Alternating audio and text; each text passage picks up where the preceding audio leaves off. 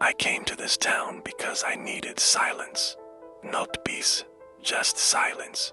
The kind that hums between mountains, that seeps through cracked windows and dirt roads where even the dogs don't bark at night. I rented a small house on the edge of town, where the grass gave way to a slow, winding river. The locals called it El Río de las Sombras, the River of Shadows, a name that should have warned me. It was beautiful in the daylight, still, silver, and calm.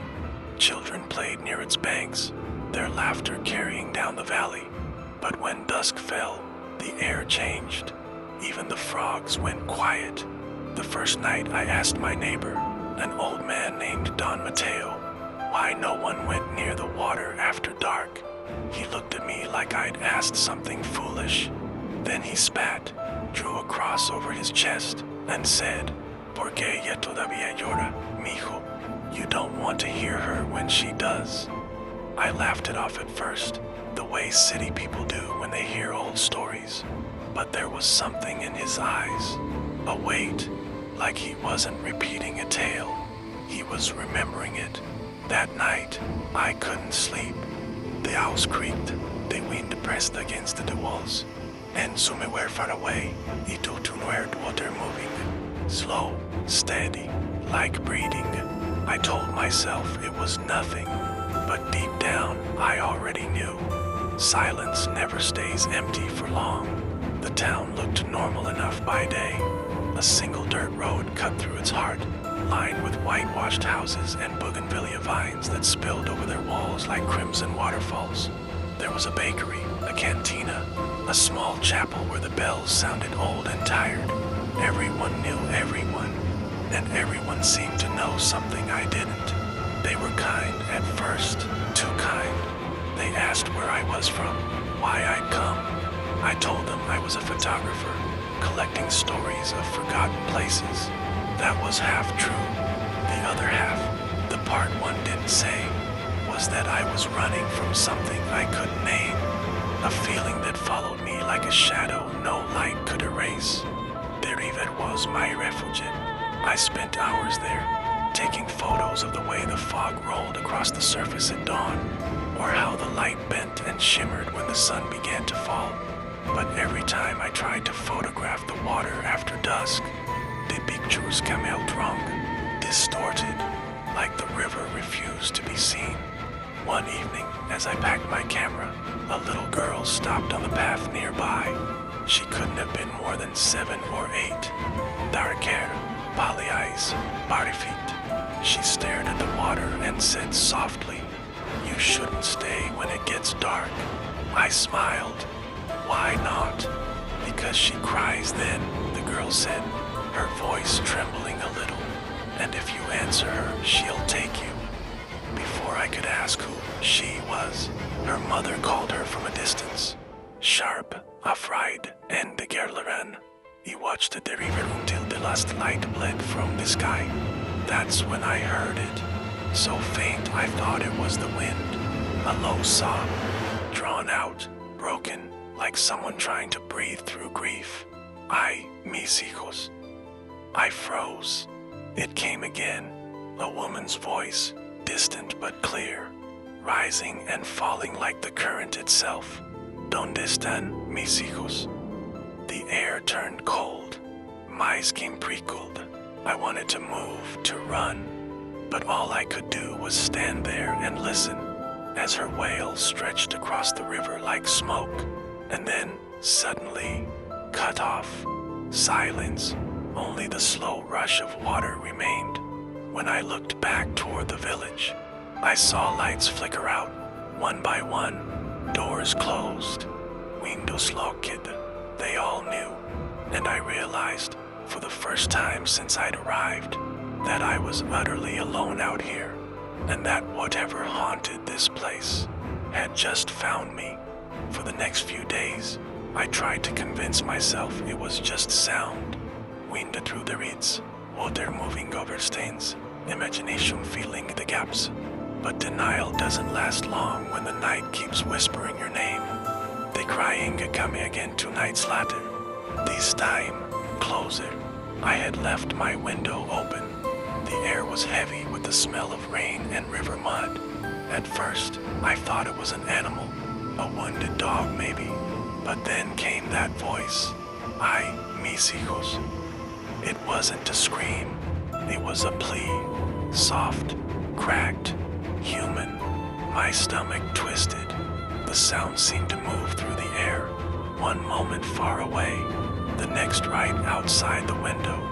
Ich shut fast, heart pounding. From the corner of my eye, I caught a glimpse of movement by the riverbank. A shape, white, thin, almost weightless, standing where the fog was thickest. I told myself I'd imagined it, until the next morning, when I went outside. The ground beneath my window was wet, not from rain.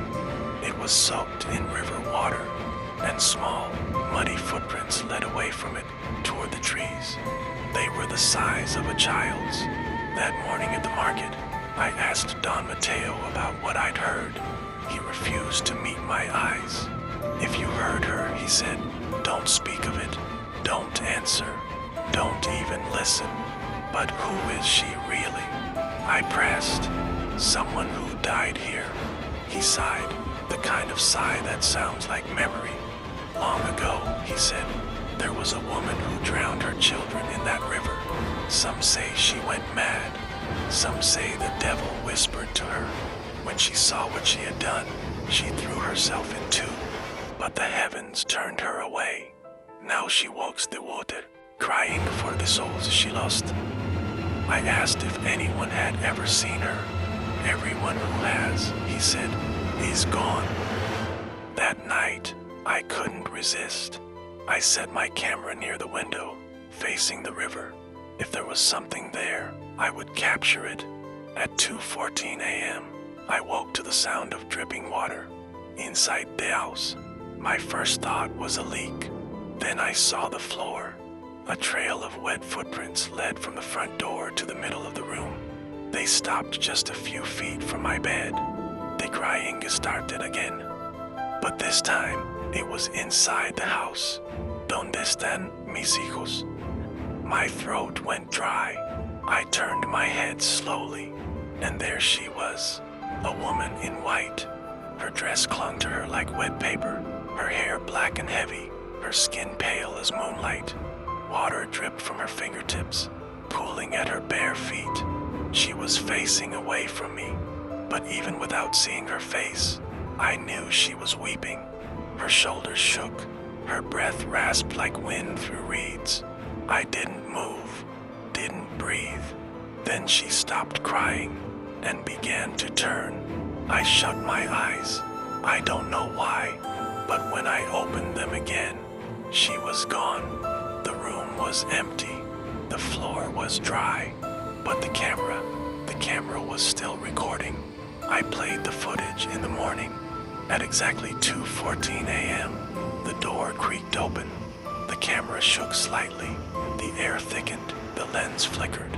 And then faintly the sound, ay, mis hijos.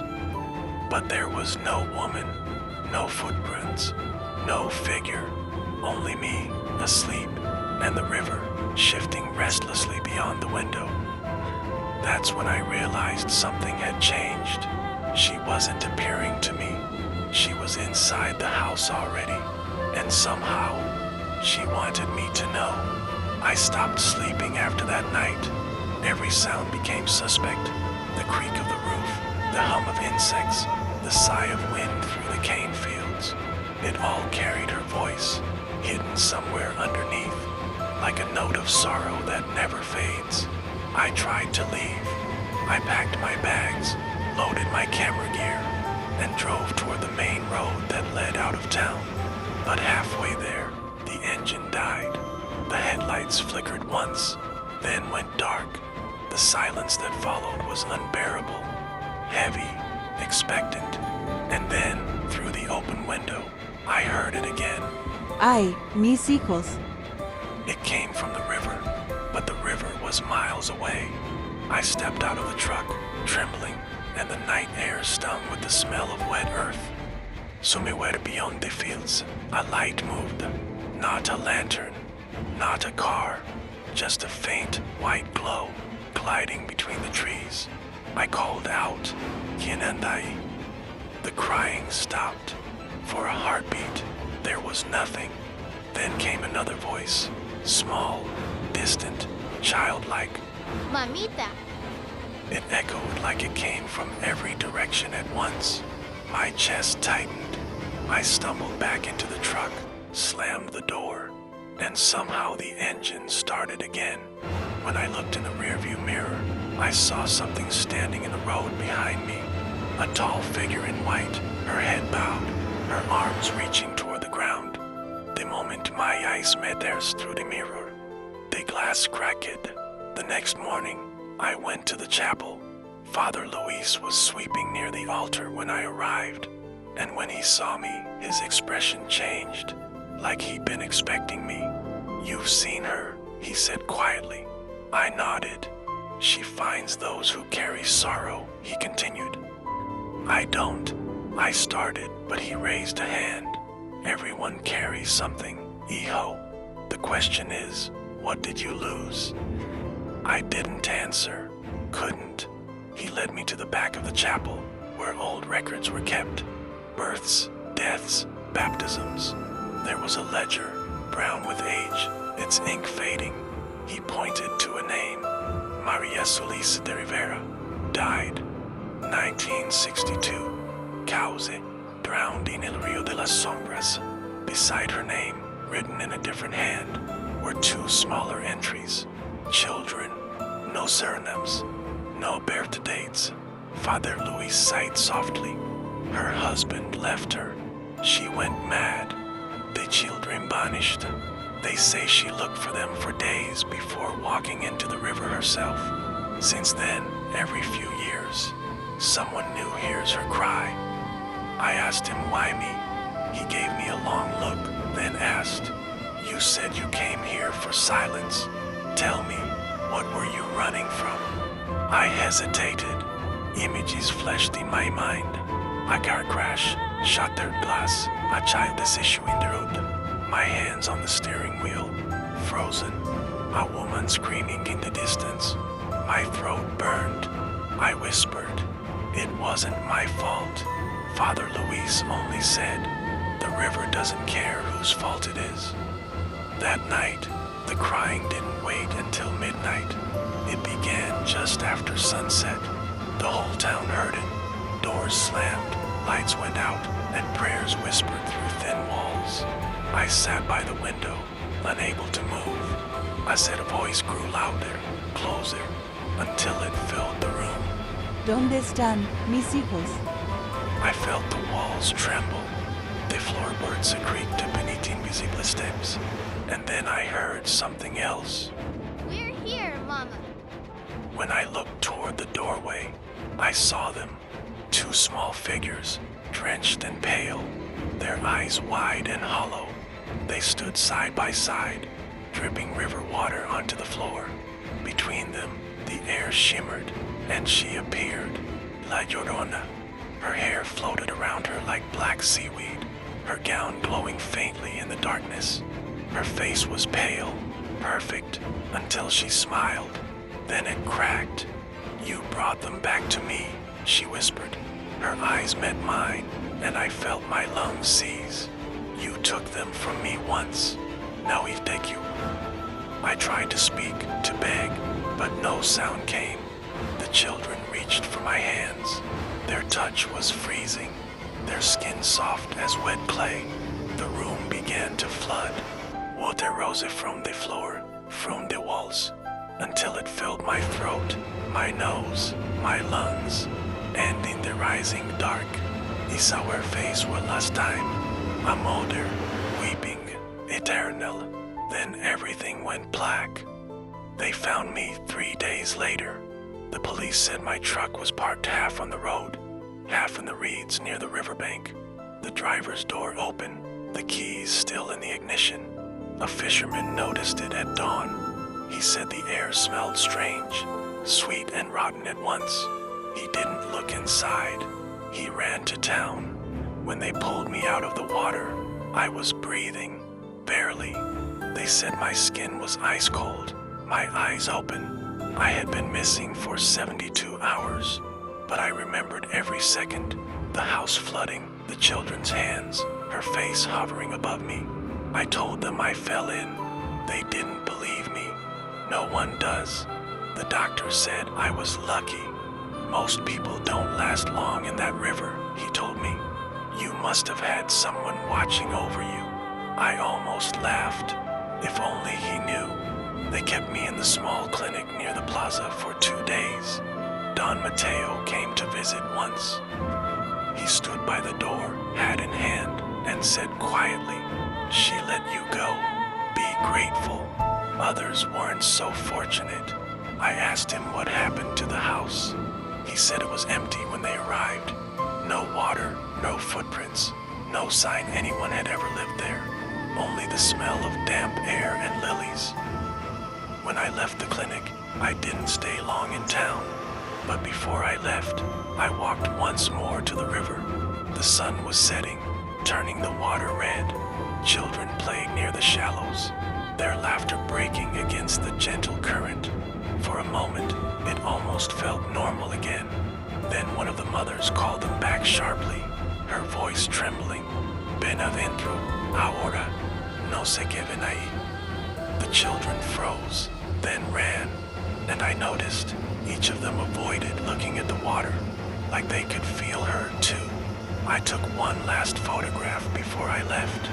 Just the river, the reflection of the dying light, and a faint ripple that cut across the center, like something moving just beneath the surface. That night, when I looked at the photo in my motel room, I saw her, barely visible, standing knee-deep in the current, her white dress flowing, her head tilted toward me, eyes dark as the water itself. I deleted it, but even now, when I close my eyes, I can still see her. I've tried to move on, new downs, new rivers, new silence, but sometimes, in the hour before dawn, you wake to the sound of dripping water, and from somewhere just outside the window, I hear her again, soft, patient, her voice carried by the wind. "Ay, mis hijos."